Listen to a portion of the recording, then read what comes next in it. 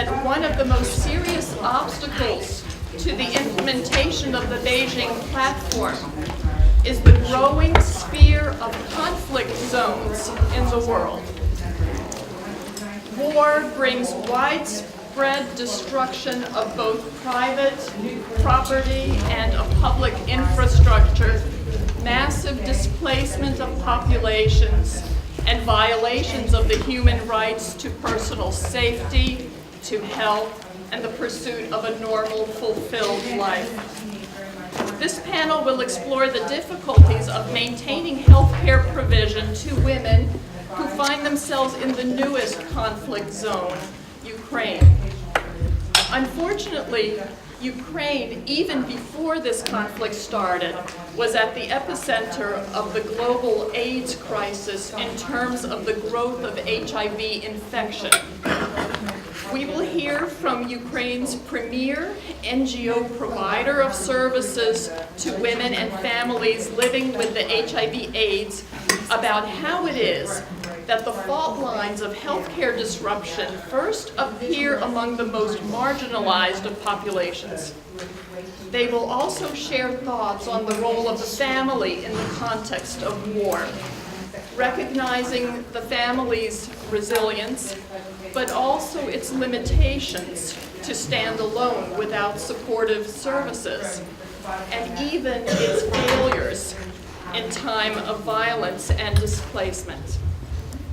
In 1 year's time, Ukraine has seen over 1 million persons internally displaced from the eastern territories of Luhansk and Donetsk that are held by Russian-backed fighters. In addition, Ukraine's indigenous Crimean Tatar community has seen 20,000 of its people forcibly displaced from their recognized homeland in the Crimean Autonomous Republic that was illegally annexed by the Russian Federation a year ago in March 2014. This too has both implications and it has its consequences for the family. But before we start, I would like to first thank our many co-sponsoring NGOs, which include the International Council of Psychologists, Global Family, International Council of Women, NGO Committee on Sustainable Development, the NGO Committee on the Family in New York, the Ukrainian World Congress, and the UN Women Multi-Country Office in Kazakhstan in Central Asia. We are also very grateful to the UN agencies who are in support of us today. UNAIDS, UN Women, and UNDP. I would like you all to make sure that you have the speakers' bios because I won't read them in total as we go along, though I'll give a little introduction. I myself am Martha Cavallo. I represent the World Federation of Ukrainian Women's Organizations. And I would want to add that our organization, the WFUWO, is very grateful to the Self-Reliance Ukrainian Federal Credit Union here in New York for its generous support of our work at the United Nations, but especially for the preparation of the promotional materials for this particular panel. Before I introduce our first speaker, our first three speakers will be from the organization that I mentioned before, the premier Ukrainian organization providing aid to the community of people living with HIV/AIDS in Ukraine. And that organization, Positive Women, has three representatives today. We are waiting for Ayla Bakali, who will speak about the Crimean Tatar population, to join us. She's not here yet, but when she comes, we'll reel her in. But first, before we go there, I would like to introduce to you Natalia Fedorovich, who is currently the head of the Department of Family, Gender Issues, and Counter-Trafficking within the Ministry of Social Policy of Ukraine, which is playing a very major role at this time of massive internally displaced persons that need to be registered and taken care of. They have a massive job under their purview. So please, Natalia Fedorov.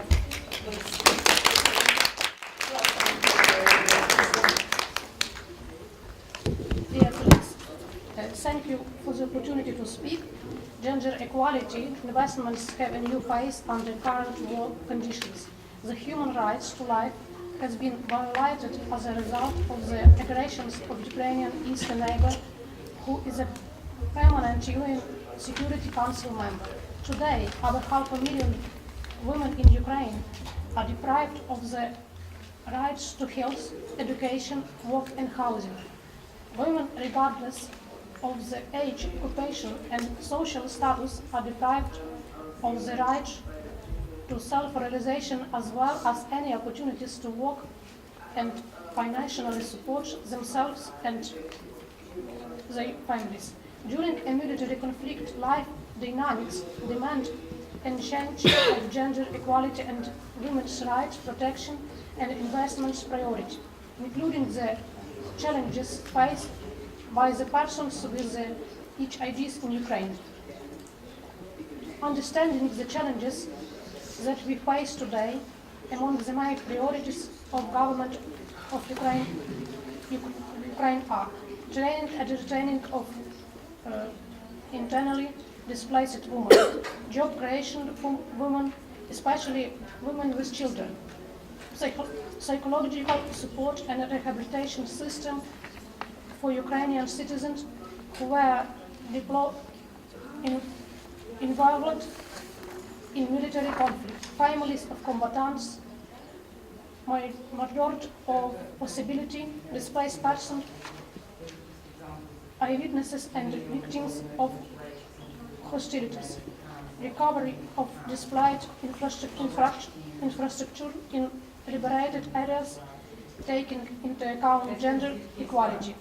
We believe that your support of all the above-mentioned investments will enable Ukraine to ensure social stability and preserve the spirit of liberty and gender equality. Thank you very much.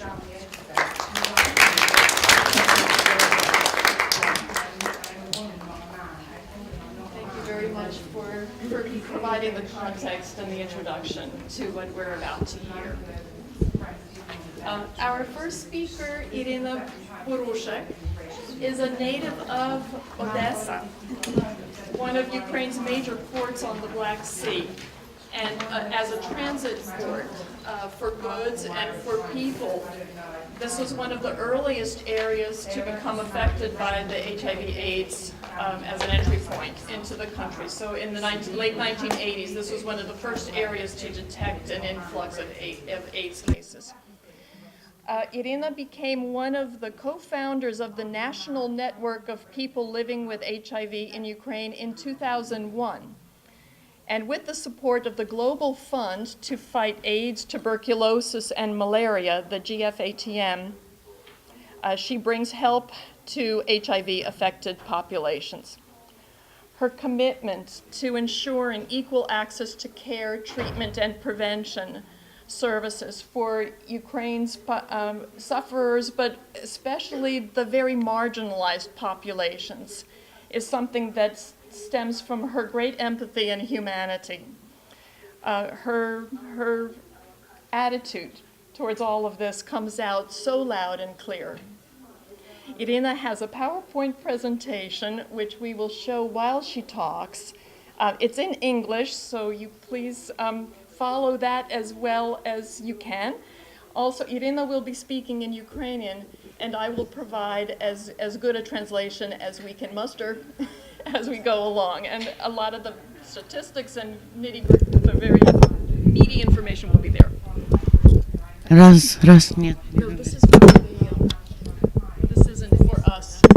Oh, sorry. Good morning, ladies and gentlemen. I'm sorry, I speak English no good. For me, help translate Marta, okay?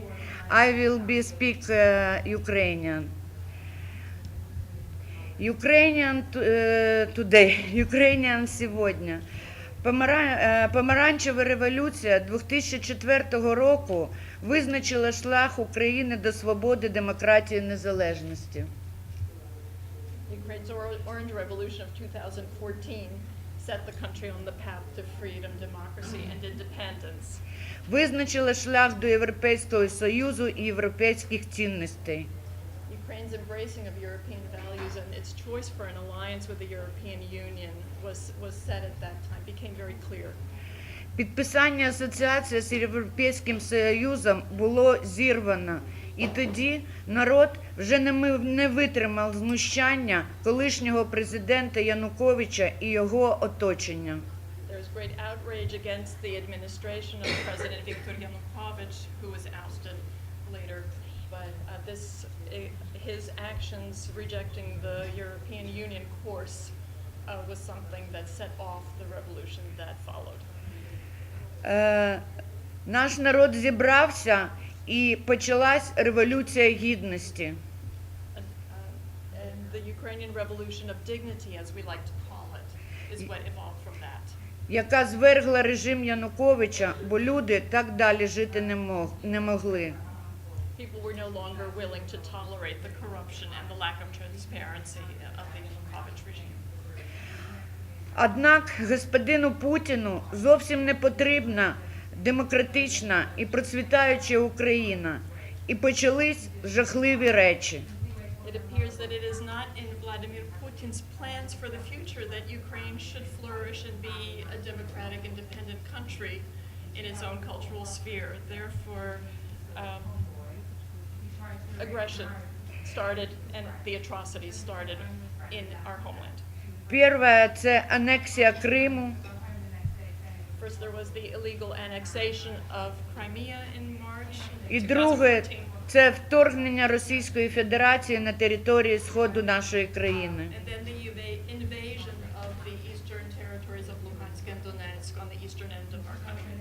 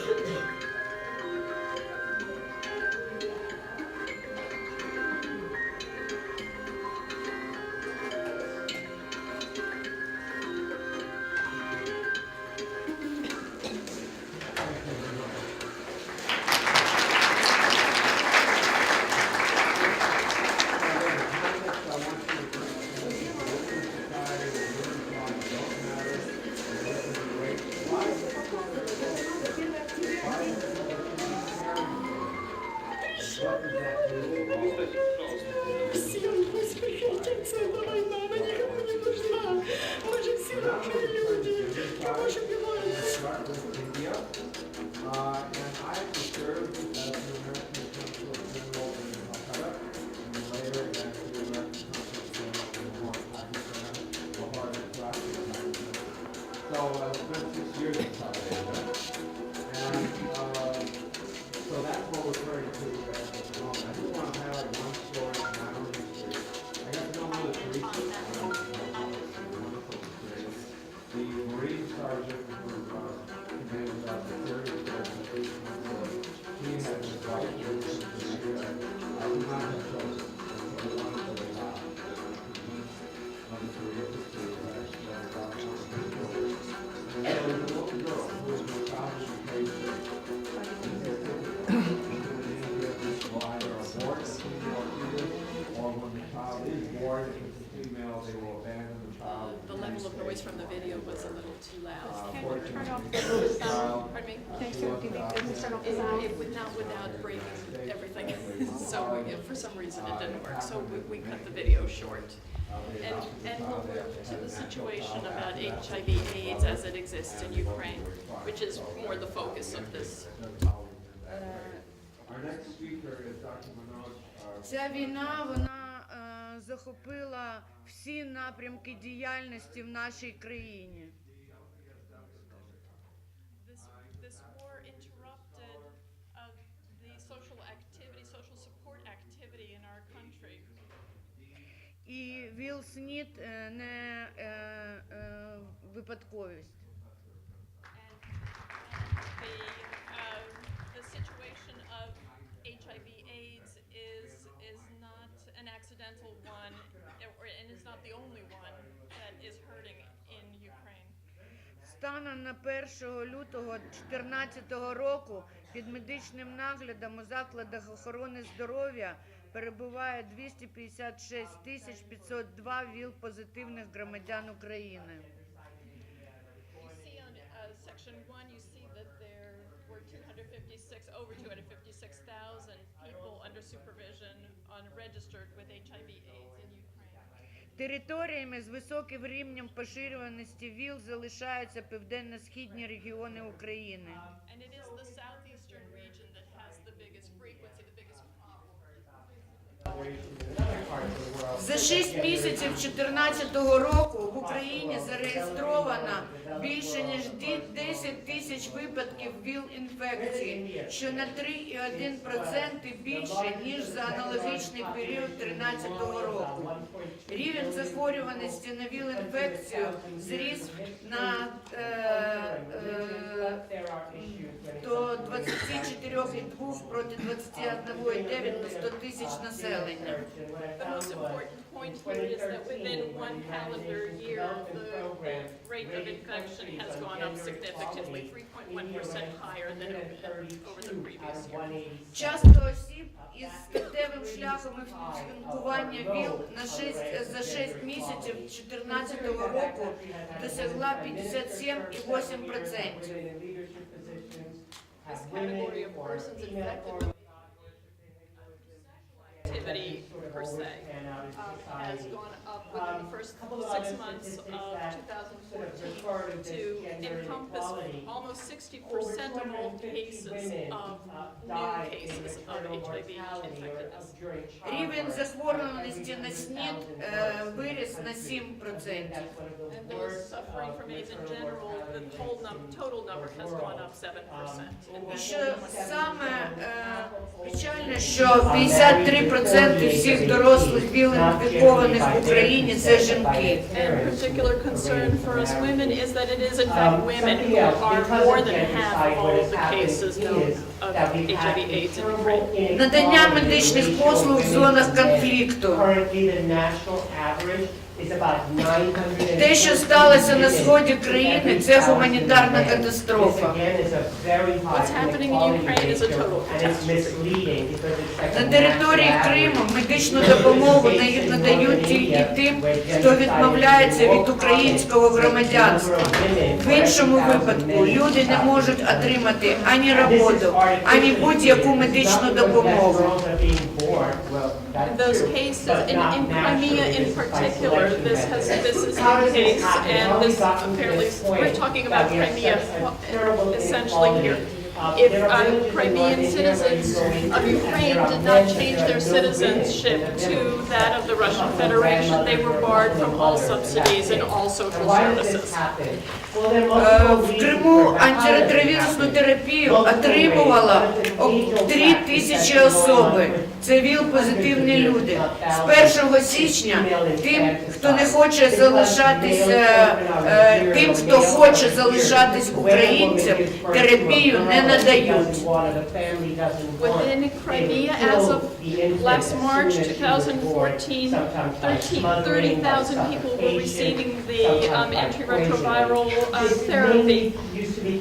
But as of January 1st, 2015, just recently, if you want to continue your therapy and you do not have a Russian Federation passport in Crimea, you have to travel outside of Crimea to the mainland controlled by the Ukrainian government to receive any of that treatment. Ці люди змушені їхати на материк за терапію або вмирати. They either go to travel with great difficulty to the mainland or they are under threat of death. Російська Федерація запевняла, що всі отримують лікування, а насправді препаратів не вистачає, а лікарям заборонено казати про це. The Russian Federation had assured that everyone would receive the necessary medical treatment. However, this has not happened. This has not come to be true. And in fact, there is a shortage already, a serious shortage of medications, and the physicians who are on the spot are not allowed to talk about it. Перше, що в Криму зробили, це закрили програми замісної підтримуючої терапії метадоном та бупринорфіном. They closed all of the methadone treatment centers and the buprenorphine treatment centers for those addicted to narcotics. Нашим проєктам вдалося вивезти з Криму 200 людей, які знаходились в тяжкому стані, а біля 20 померло. Irina Borushik's outfit is very proud of the fact that they were able to evacuate from Crimea to 200 people who would have died, were under threat of death if they weren't evacuated. And in fact, despite those efforts, nearly 50 people did die. Завдяки проєктам глобального фонду досі йдуть невеличкі програми з профілактики, догляду та підтримки, але вони не покривають навіть і половини потреби. The Global Fund does have programs of some limited scope, and they are, there is some functioning within the areas of prevention, care, and maintenance, but really they are serving less than half of those who need it. Ми навіть не знаємо, яка ситуація з ВІЛ-позитивними вагітними жінками, які споживають наркотики. Це категорія жінок, яким важче інших переїхати до території, яка контролюється українською владою. There's in general a lack of good statistics, and it's for that category of women who find it difficult to travel because they're pregnant or disabled otherwise. They are left out of the statistics because they don't make it out of the controlled territories. На сьогодні, навіть якщо відсутнє лікування, українська влада не може поставити препарати на тимчасово анексовану територію і получати інформацію про стан забезпечення лікарськими засобами. The girl's family has to pay the boy's family to come into Physicians and medical personnel that are but it's working in the required. conflict So zones in are that way, then prohibited from girls sharing. I know this is not things that I've lost my spot money when leaves you the are, family. but Families have to in other start words, saving for there the is time a lack when of they're born, statistics. because otherwise There is they also won't a get lack of married. ability to speak Boys about bring the wealth actual into the situation. family, because when The they get Ukrainian married, government their authorities wives are bring not money receiving good from information land to or keep track of taxes. So what's that going on. creates an economic. Лікарям заборонено давати будь-яку інформацію українським структурам. Because India is a developing country, poverty rate Стан надання медичної допомоги у зоні антитерористичної операції. We're going to look at the status of healthcare provision now in the conflict zone, the anti-terrorist operational zone. Донецький регіон один з самих уражених на ВІЛ-інфекцію. Ви можете побачити цифри. It's the Donetsk region that is most hard hit by HIV/AIDS cases, and you can look at the statistics that are right here. Донецьк та Луганськ. Приймали лікування в Донецькій області більш ніж 10 тисяч осіб, Луганська область більш ніж 3 тисячі осіб.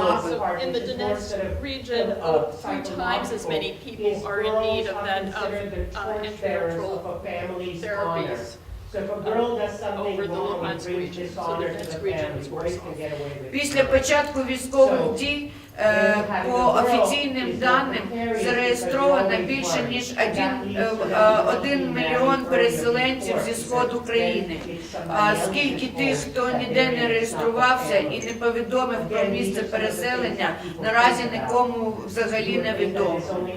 The last numbers published by the reports from the Human Rights Council indicate, I believe, 1,300,000 minimally of numbers of internally displaced persons. So this has grown since that last report came out in February.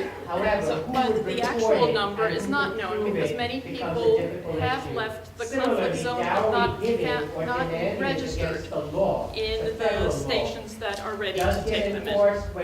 Наші організації наразі переорієнтують свою діяльність таким чином, щоб кожна людина, яка отримувала лікування, мала можливість це зробити.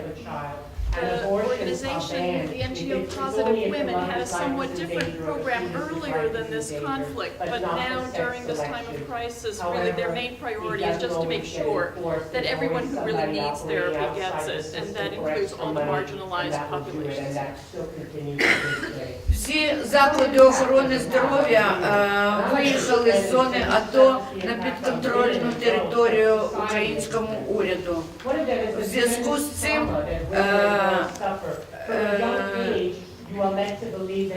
що робота на тимчасово непідконтрольній території була небезпечна для життя медичного персоналу.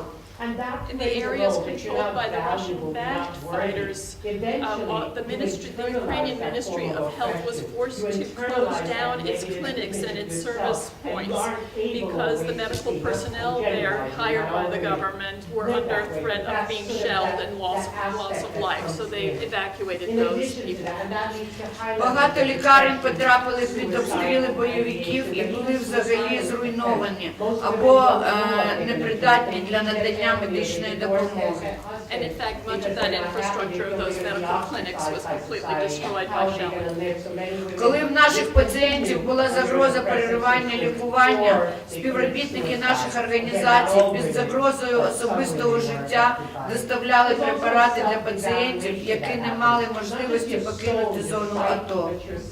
So Positive Women took on as its mission to bring medications to those people who were caught behind the Ukrainian border, the temporary movement of that border, to provide medications for them. По всіх показниках ми бачимо, що зростання нових випадків ВІЛ-інфекції по всій Україні зростає. The indicators of July 1st, 2014 show a significant rise in the numbers of AIDS infected. За попередніми даними, ситуація у другому півріччі 2014 року буде погіршуватися і зараз погіршується. And all indicators point to the fact that the second half of 2014 will produce statistics that are even more drastic than those of the first half.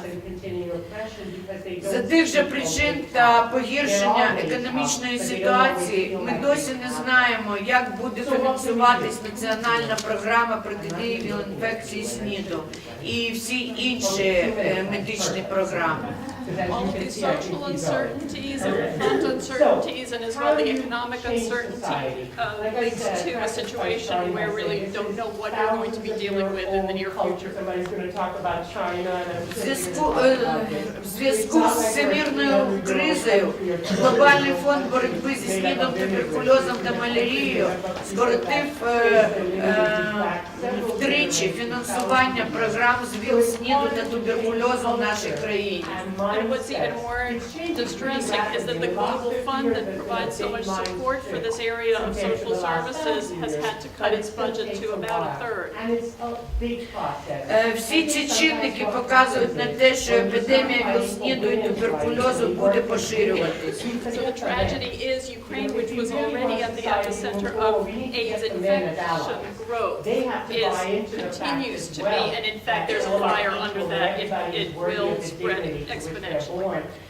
Для того, щоб забезпечення системи медичної допомоги в Донецькій області, наша організація буде фінансувати роботу лікарів, так як на непідконтрольних територіях заробітна платня не виплачується. So Positive Women decided that really one of the main priorities would be to pay the salaries of physicians who are willing to stay in the conflict zones.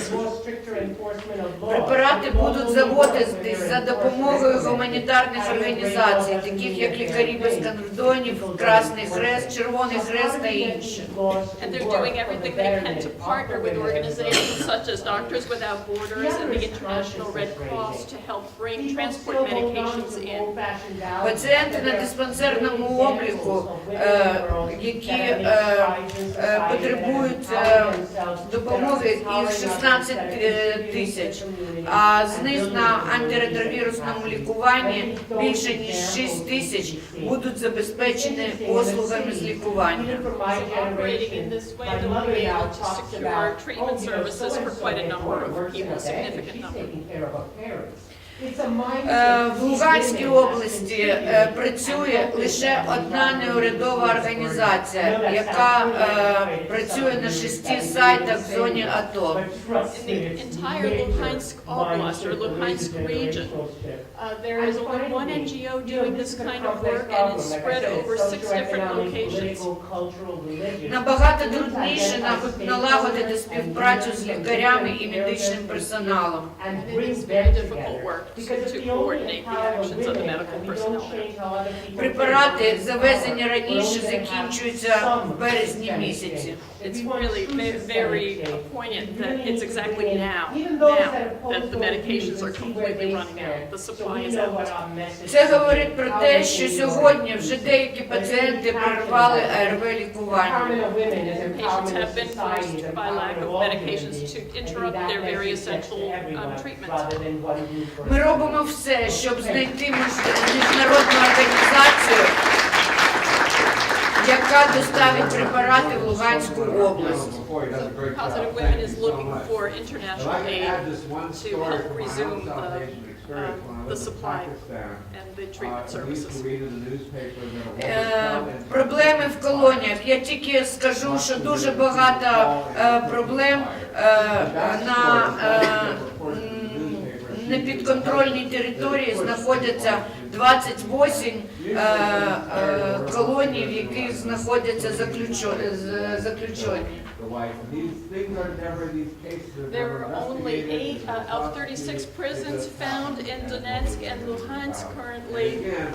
Only 28 of them are behind behind the border where Russian-backed rebels are in control. Only 8 of them are within the supervision of the Ukrainian government presently. І наші неурядові організації забезпечували препаратами всі колонії даних областей, але наразі препарати закінчились. So in those 28 prisons, there is no news whether anyone is able to provide medications to those who need, the prisoners, the inmates who need it. There is, we don't know who is receiving and who is not receiving and under what conditions.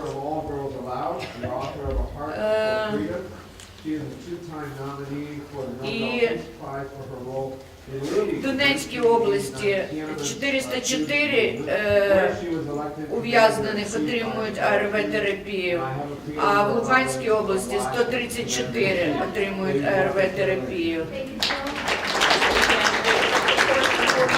434 is 3 times as many in the Donetsk region has a worse situation than the Luhansk region. Наразі ми шукаємо будь-які механізми для того, щоб ВІЛ-позитивні ув'язнені мали можливість отримувати лікування.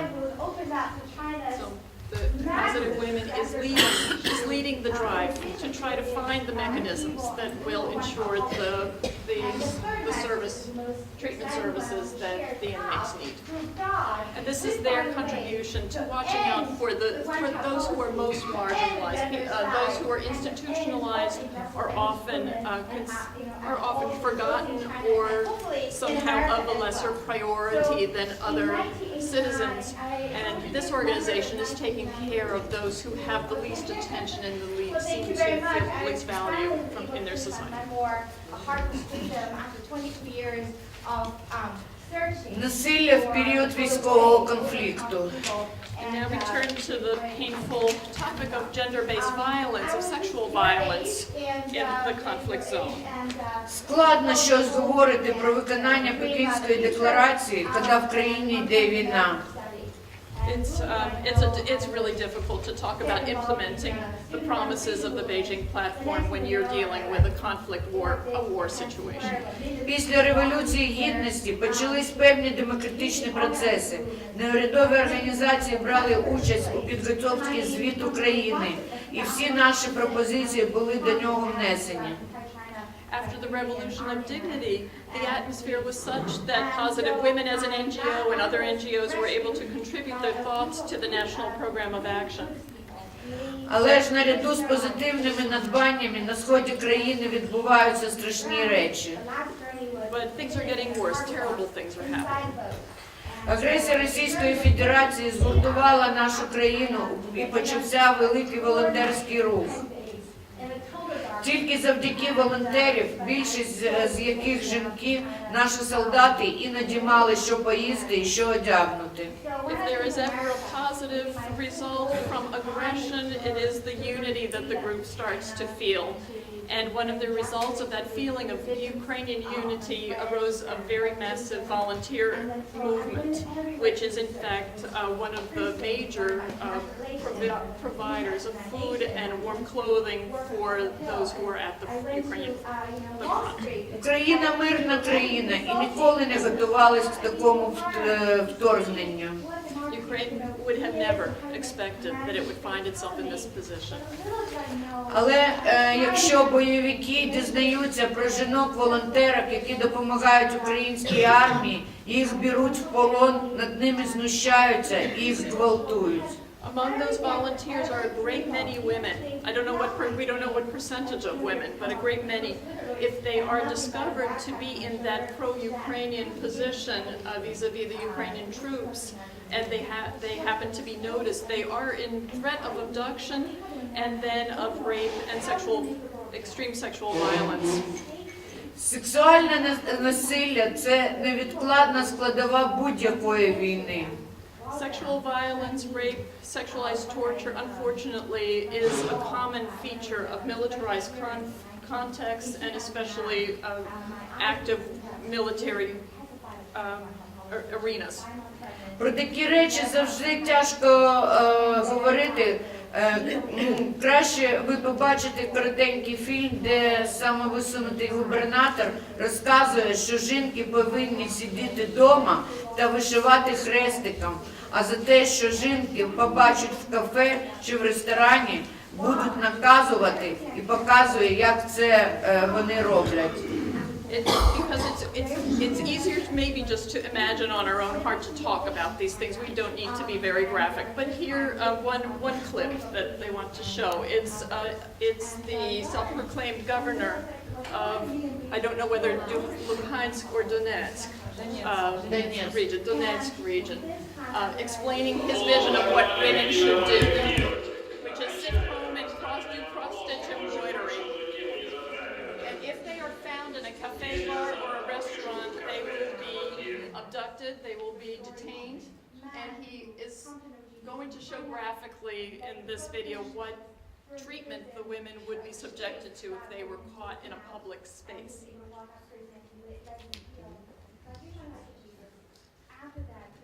Понятно, арешту. Вона буде арестована.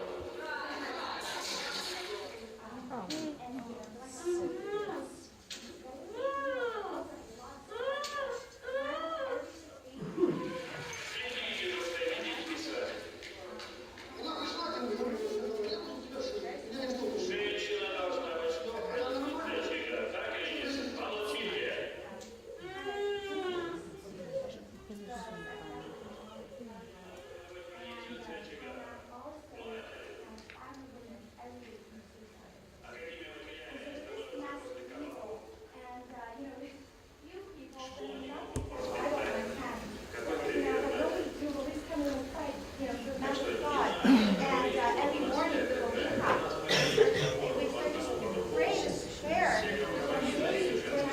We don't catch his words, but we can see the treatment, the attitude, the disrespect, the degradation, and the infantilization of women with they deserving a spanking if they are caught out in public places where they shouldn't be after curfew. This day the Lord will deliver you into our hand, because for the battle is the Lord's. Поки що ми не в змозі допомогти жінкам, яких можуть зґвалтувати за те, що вони розмовляють українською мовою на українській території.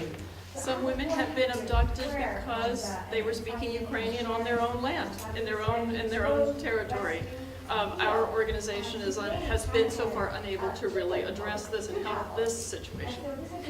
Наразі всі випадки насилля і порушення прав людини фіксуються і міжнародними спостерігачами, і нашими неурядовими організаціями для доказів нелюдської поведінки в період окупації.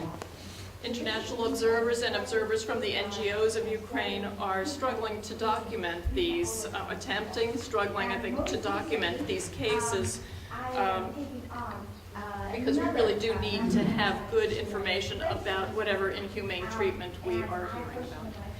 Ми всі віримо, що рано чи пізно ці злодії предстануть перед судом за знущання над нашим народом, нашими жінками, нашою країною. We do believe strongly that the perpetrators of these crimes will be brought to trial, brought to justice for their crimes against our people and our country and our women. Ми розуміємо, що нас хочуть знищити і фізично, і економічно, але ми віримо, що наше прагнення до свободи і до демократії знищити неможливо. The enemy would like to destroy us physically, would like to destroy our economy, but we believe that our desire for freedom, independence will overcome all of this. І сьогодні кожен українець не залишається поспіль і робить те, що можна для нашого майбутнього. Every Ukrainian takes up the call to hurry, to help, and not lag behind in that. Дякую за увагу. А зараз Олена розповість конкретну роботу, що робить наша організація в регіонах з тими жінками, які попадають як переселенки. So we thank you, Irina. We'll move down to our second speaker, Olena Strizak, and I'm delighted to say that Olena is from Cherkasy, which is a city on the Dnipro River, which bisects Ukraine into two halves, more or less. And it's a city that I know well because I spent a lot of time there in year 2000. Olena is making contacts. Olena will, as Irina said, will focus on the situation in Cherkasy, the city itself, and will talk to us about how the services look for internally displaced persons who choose to come to Cherkasy for their shelter, because there are centers set up to handle their needs. Hello everyone. I'm very appreciated you that you have find opportunity to come to our session because it's very important for us. Because now we're talking about our situation from first hands. Because we have many information now, but not true. All information is not are not true. And I will speak Ukrainian because I try to be short, and Marta helps me with this. Sorry, but I try to talk Ukrainian. Sorry. Я хотіла би на прикладі нашої області розказати коротенько про ту роботу, яку ми робимо для переселенців, вимушених людей, які приїжджають до нас з Луганської і Донецької областей.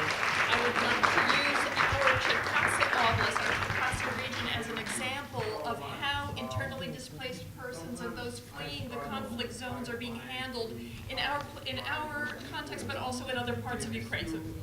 Не дивлячись на те, що наша область знаходиться далеченько від тих областей, і кількість людей, які до нас зараз вже приїхали, становить 7 тисяч.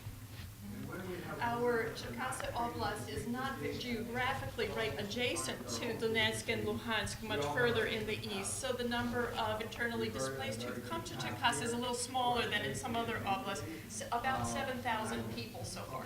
Це, як ви бачите, дуже великі цифри. І що говорити про цілу Україну, тобто кількість людей, які приїжджають, вона збільшується і достатньо велика. So really you can imagine how big the numbers are if you take all of Ukraine's 24 oblasts together and how that amounts to 1 million people who have come to centers to be registered, and there are more behind them. На базі нашої організації ми маємо центр для вілінфікованих людей та дітей. Не дивлячись на це, коли стала така ситуація в нашій країні, ми раді були вітати у себе людей, які приїжджають із Донецької і Луганської області, і ми переформатували свою діяльність саме для того, щоб мати можливість приймати людей, і вони можуть не тільки отримувати послуги, а й проживати в нашому центрі. There is, and I know from Olena from an earlier conversation, since 2004 there is a center for those who are HIV infected to be treated within Черкаси. And that center became a very important focal point for people who have fled to Черкащина for shelter from the conflict zones. And they have organized quite a good machinery to take care of them. І так в нашому випадку таку ж саму роль відіграють і інші організації, і не тільки організації, а волонтери. Практично кожна людина має і допомагає, чим може тим людям, які приїжджають. It's not just our organization, Positive Women, but there are a great many organizations, NGOs in Черкаси who are very active in giving aid to those who have fled to Черкаси. Ми зараз маємо дуже велику силу в волонтерському русі, і всі, хто має можливість і хто і не має можливість, ми допомагаємо тим людям, які приїжджають, і допомагаємо нашій армії.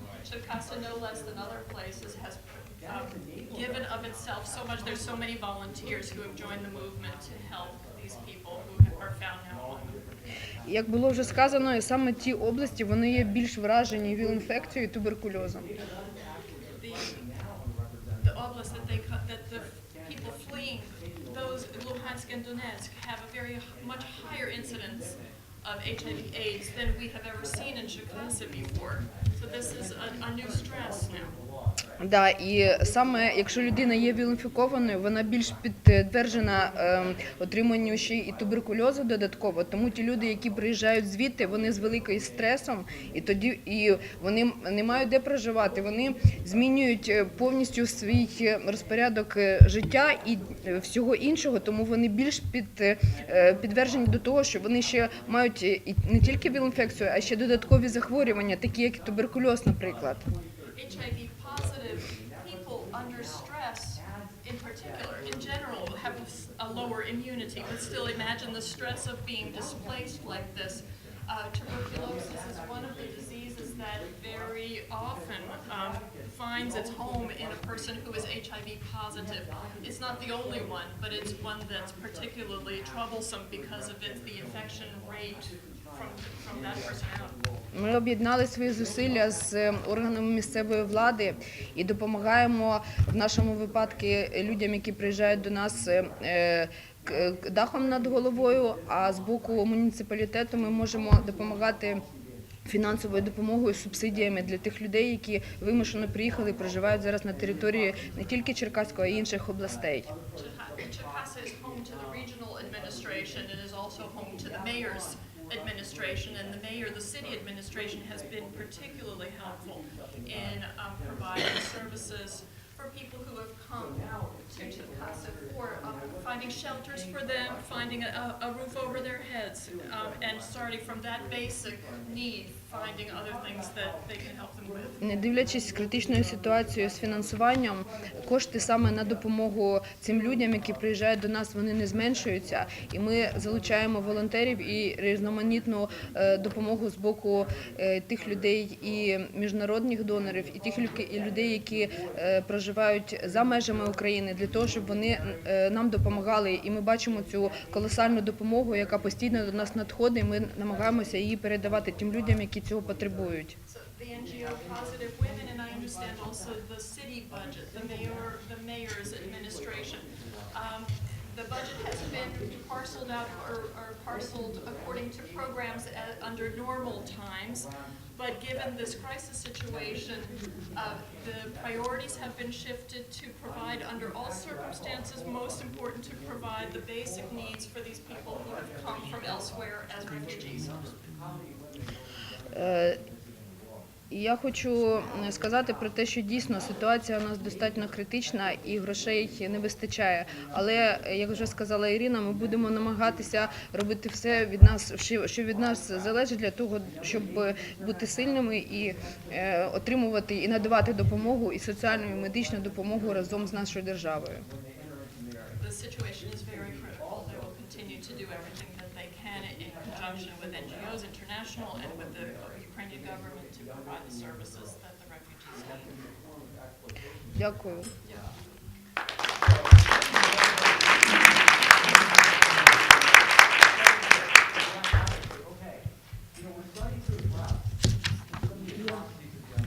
And next we would like to, I'd like to introduce Ayla Bakali, who is the USA. Where's Ayla? Where's Ayla? Many of you know Ayla Bakali very well already. It's really my pleasure to have Ayla join us here. She is the USA representative of the Crimean Tatar Majlis, the highest legal body, the highest parliamentary body within the Crimean Tatar community. She is also the advisor to the Ukraine Permanent Mission here to the United Nations on Indigenous Matters, and she is also a member of the World Congress of Crimean Tatars, which is an NGO that is very active. Ukrainian NGO. Ukrainian NGO, exactly, because the Crimean Tatars are Ukrainian citizens. They are our Ukrainian indigenous people. They have rights within that status, and the Crimean Tatars, as Ayla will say, are adamant that they want to remain Ukrainian citizens, and they do not accept Russian citizenship as an alternative. Thank you very much. Yes, step here. Well, yeah, so that I don't need you. Start reading my notes. Well, it's wonderful to be here, and definitely I thank the women's organizations, especially at this time, to also, yes, that's true. Apologize, let me have my large voice. I have also a cold, so I apologize for that. I just wanted to say that in the beginning, before we discuss about the focus on women, that the process of Crimea's annexation by Russia, illegal annexation, occupation by Russia, lasted merely a month. And this happened about a year ago on February 2017. The Crimean Tatars who came back to their motherland of Crimea after the deportation have now are forced to leave all over again. economic sanctions so far have not led to the deoccupation of Crimea. Russian military forces occupy the Crimean Peninsula, and it represents a major setback to the indigenous Ukrainians who are the Crimean Tatars of Crimea, Ukraine. There are more than, according to the UN Commissioner for Refugees, 10,000 who have already left after Crimea was annexed. And the Crimean Tatars have left for Lviv and the Kherson region, in particular because it's close to Crimea and it's also close to their families. So in a way, they have not left Ukraine. In a way, they just have left within a region of Ukraine to another region. The issues related to indigenous Crimean Tatar women or the indigenous women of the former Soviet Union have not been on the agenda of any discussion regarding the conflict in Ukraine and the occupation of Crimea. And I thank CSW 59 for having me here and having us here, and to give us another added perspective, another added platform to, within the international community and diverse NGOs, to hear us on many different levels. It can be said that given the repressive and continual conflict of the region, the issues of national security and safety has always taken precedence over women's issues.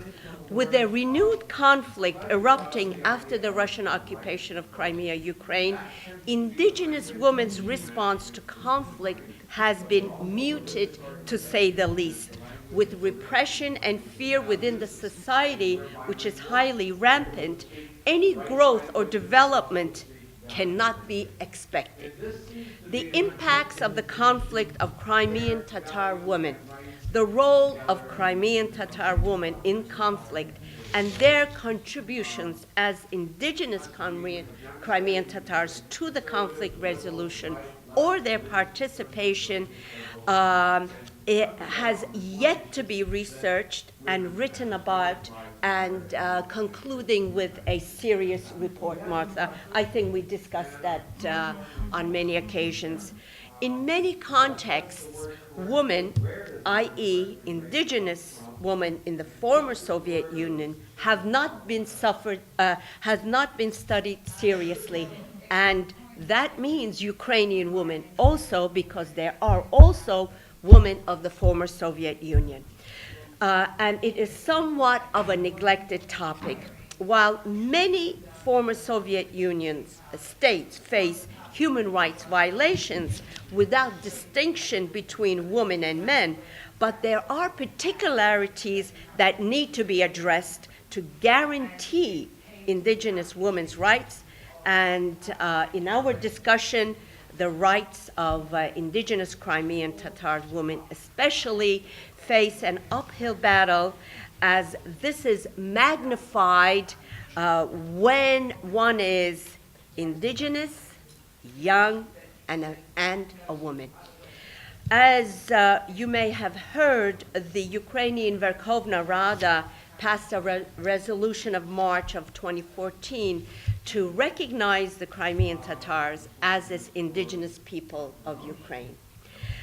This long-awaited bill to restore the rights of indigenous Crimean Tatars who were brutally uprooted from their homeland in the early mornings at 4 a.m. on May 18, 1944, a premeditated act, an en masse deportation of approximately 278,000, and within this group, 113,000 were under the age of 18, and 93,000 were women, who were the direct recipients of this deportation. And needless to say, 46% have died en route to Siberia, to Central Asia, to the Ural Mountains. We all know this story from our grandparents, from our parents, from our aunts and uncles. And while Crimean Tatar women have had to continue, and continue to be active within their society, but they have been limited to one distinct institution. And in the case of the Crimean Tatars, it has been the family institution. The absence of structure institutions within the Crimean society have the family had to fulfill the duties of the institution. So it was the home that taught the history, it was the main family figures that taught the language and the culture. And most of the time, it is the woman who in the home takes the dominant role, because most of the Crimean Tatar men are laborers. They work far away from home, and so the management and the control of the home, if you will, are in all cases under the mother, or under the elder sister, or the grandmother, or the strongest woman in the house usually takes precedence. Having said this, given this tragic history, this genocide that was committed not only on the Crimean Tatars, but also Holodomor on the Ukrainian people, the discussion of women's rights and gender equality will need to be looked at from many unlikely perspectives. Indigenous women have always been part of their people's struggle, whether nationally or on an international level. I am one example of that as an indigenous Ukrainian, a Crimean Tatar.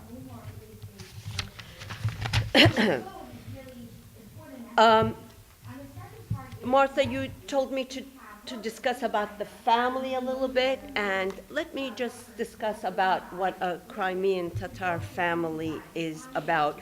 You know, the Soviet system systematically, former Soviet Union, denied thousands of Crimean Tatars their national history, their identity, their culture, etc. And whatever they heard about themselves have been all attributed to their great-parents, to their parents, and other close relatives. But now, that may not be the case. Now, it might be our social media, because social media also will now communicate the situation on the ground more effectively. The Crimean Tatars families, since their return after the fall of the Soviet Union, have just been growing, and the women and the daughters in the family since Ukraine independence were obtaining education. They were out there, going out to the workforce, and so they were getting a sense of what it's like to live in modernity, in a society where it was democratic and progressive in all respects. But having, during this years of return, the Crimean Tatar women were really the vanguards of their homes, and not only spiritually but physically, as they also need to fight against the Russian ethnics in Crimea, against the thugs and gangs that were attacking them while they were trying to build their lives in Crimea. So it was not necessarily a very subversive role, but it was a very, very, had very assertive and a very sort of a fighting role as well. In addition to that, I think another sign of a different character of roles that the Crimean Tatar women have had is that one of the foremost reasons that the Crimean Tatars have prevailed throughout this tough history has been because of the strength and the faith of the Crimean Tatar family.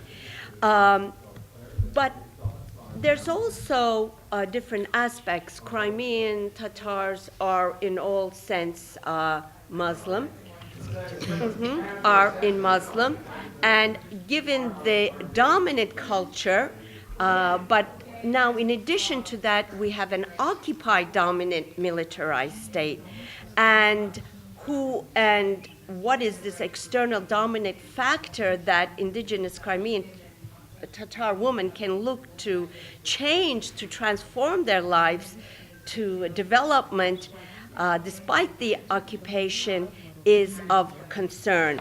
So what is really happening in Crimea is alarming not only for the territorial integrity of Ukraine, given the shock of the occupation, but also the threat of survival for indigenous Crimean Tatars.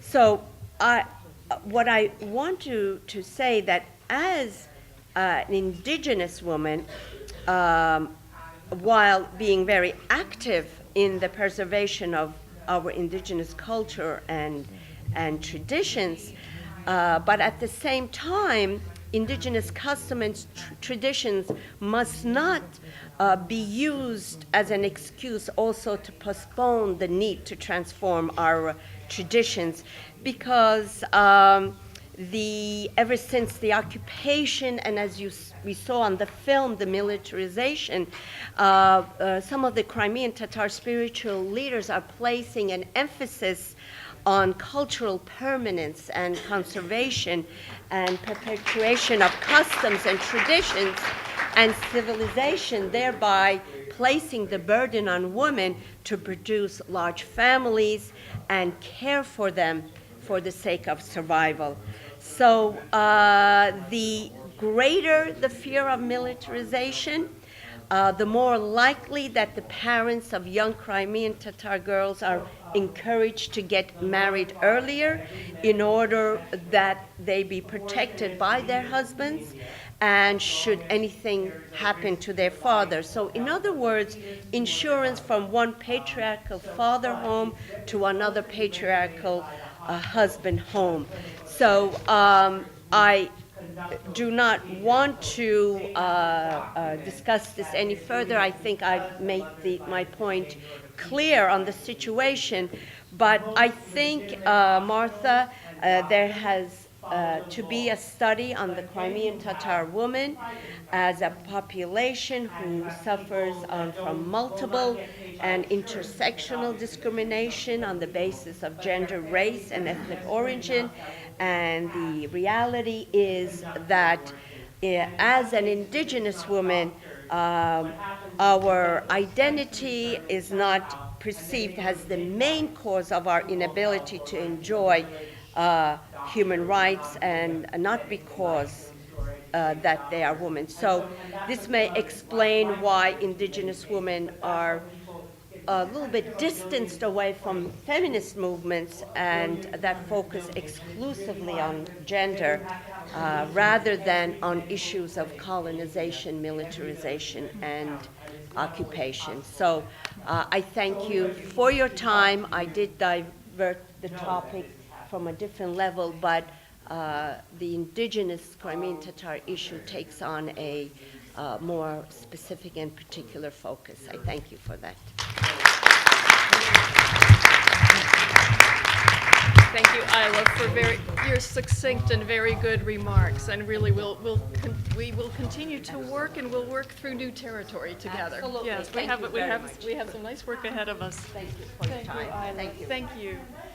Our next speaker is Svetlana Moroz. She's one of the co-founders of the Ukraine's network of people living with HIV/AIDS, and she runs a local NGO in her city of Donetsk. She's from Donetsk, which is now being held by the Russian-backed rebels.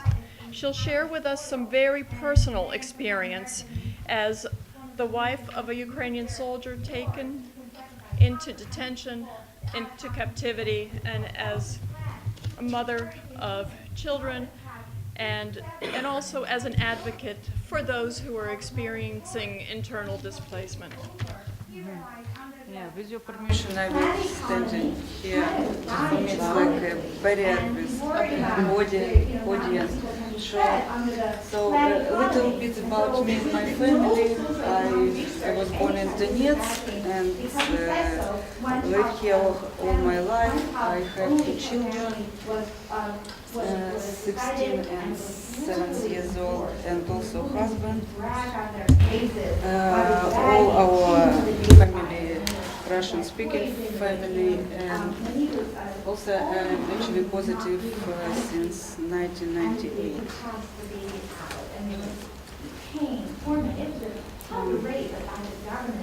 There are some pictures about it. How will affect the place we live, the school of my son, and how we will live in Donetsk. When the hit 1.2, no country can ever recover from that.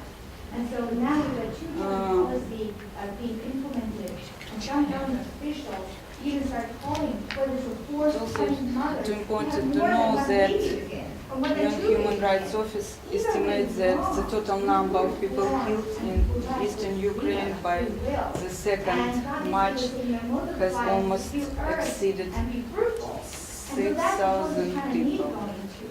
And when those kind of free population policy implemented in Taiwan, in Hong Kong, and really the Chinese culture, we're going to see any The conflict is in eastern Ukraine had profound effect on me and my 2 children, and we was forced to move to neighboring province, Dnipropetrovsk, and now we are living in my younger sister houses since June 2014. I'm officially internally displaced person, also my children, and a little bit most important challenges of people like me. First of all, it's of course a lot of bureaucracy around how people should be registered and how it's organized.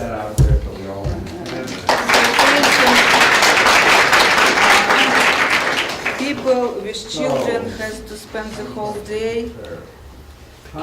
regardless with weather and conditions, the whole day, or at least 5 or 6 hours to receive certificate of internally displaced person, and also to receive humanitarian help.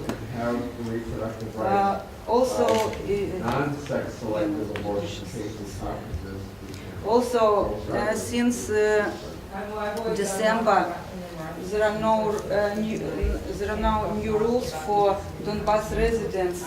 They have to have entry passes to cross the security border into Ukrainian held territory, to withdraw money and buy goods, because on non-control territories there are no access to bank system at all. But officials responsible for issuing these passes demand bribes, or they intentionally make difficulties. It's the same, and the same situation with delivery of humanitarian help, including that for chronic diseases like TB, HIV, hepatitis C, support for people who internally displaced is provided by government of Ukraine and of civil society activists, NGOs, international organizations. You can see the list of different services, and also it's important to know that our country, which had no experience of the war, now needs professional support on post-traumatic assistance, and Let's briefly touch this issue. I think we need more professionals which need to be trained to provide more professional help for such From a legal people. perspective, I'm not going to, I try to remain objective on that. But from a legal Next perspective, is, you have broken made. Basically, that's the moral sense about of a lot of work that, went behind for clinics. next slide about my husband's story and experience. From a legal perspective, it's a battlefield as well. And attorneys also disagree on this topic as well. That's why I think, I like this panel, because I think this panel is bringing people together, even if they have different views. And I'm also a certified mediator as well. So I can mediate on that. You can do it without this slide. So I continue about my husband. On August 29, I discovered that Alexei was among those fighters captured following one of the worst, most gruesome battles in the eastern Ukrainian town Ilovaisk.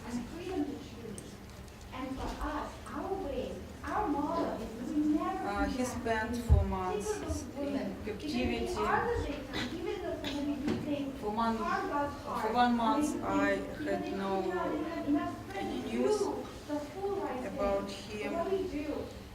I sent letters and requested to the Minister of Internal Affairs, Security Service of Ukraine, Deputy Head of Provincial Administration, also visited press conferences of military, but got nothing.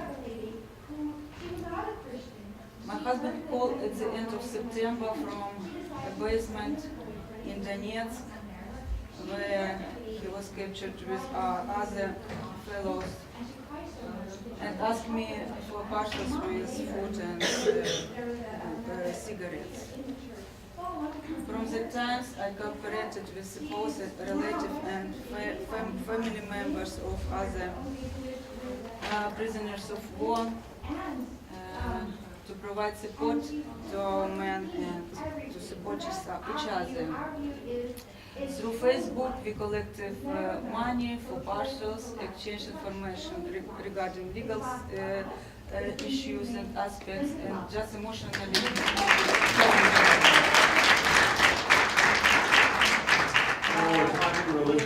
In middle of October,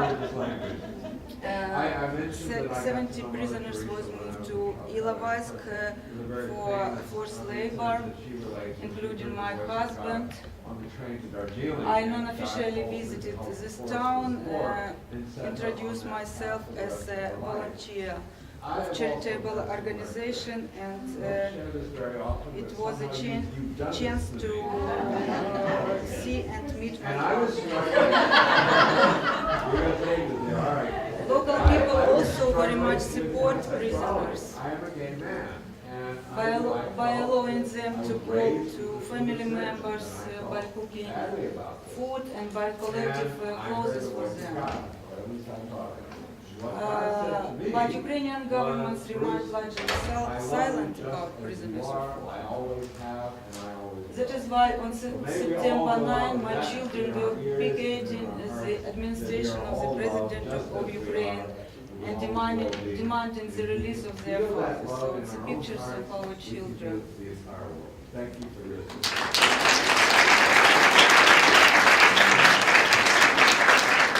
just before New Year, December 26th, the Russian separatist rebel and the Ukrainian government will exchange a large group of prisoners of war. As these prisoners released, evacuated months ago. 146 Ukrainian soldiers will exchange for 222 militants. And finally, I have my husband and children, their father. So it's my little story and my experience.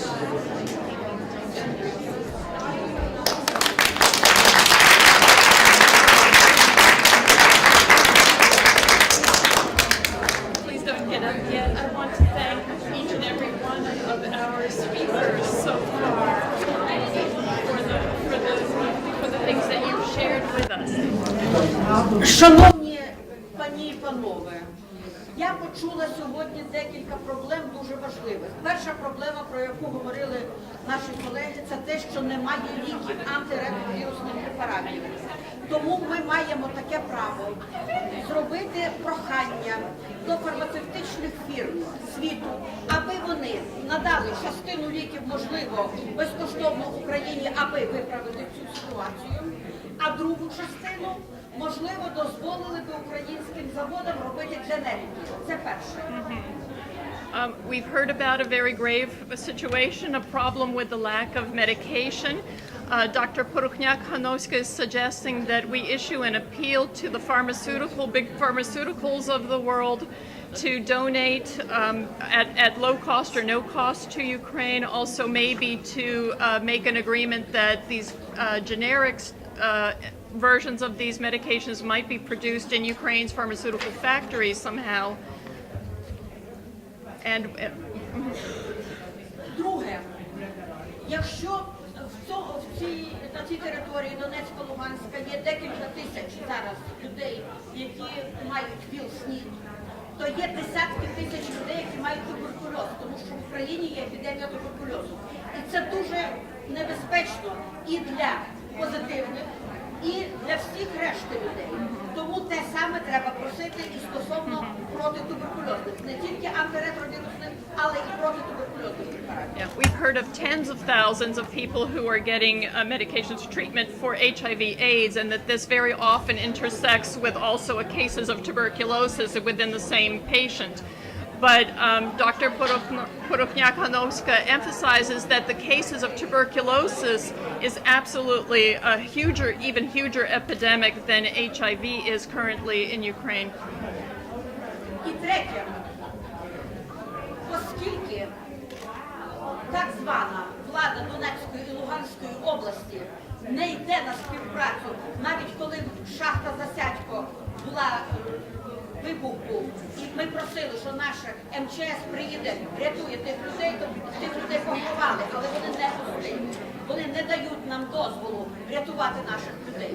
Тому ми повинні прийняти заяву, що українські громадські організації, які цим піклуються, і решта, ми всю покладаємо відповідальність на так звану адміністрацію Донецької і Луганської області за розповсюдження ВІЛ-інфекцій і СНІДу, які підуть з тих областей, з тих тюрем, які там є, і з всіх інших територій цих областей. Ми повинні про це заявити офіційно, голосно, щоб світ знав, що звідти йде багато інфекцій, і що до того ні Україна, ні громадські українські організації ніякого відношення не мають. Дякую за увагу.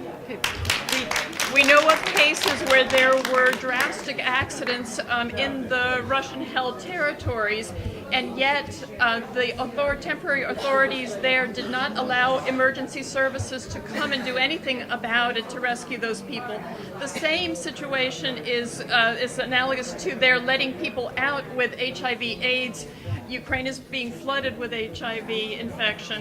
It is their fault because they're creating in those territories a condition which lends itself to its flourishing of this scourge. And so Dr. Korokhnyak-Khanovska suggests that we in the West prepare some sort of appeal to bring them to responsibility, to point a finger at who is responsible for this drastic situation in Ukraine. Thank you.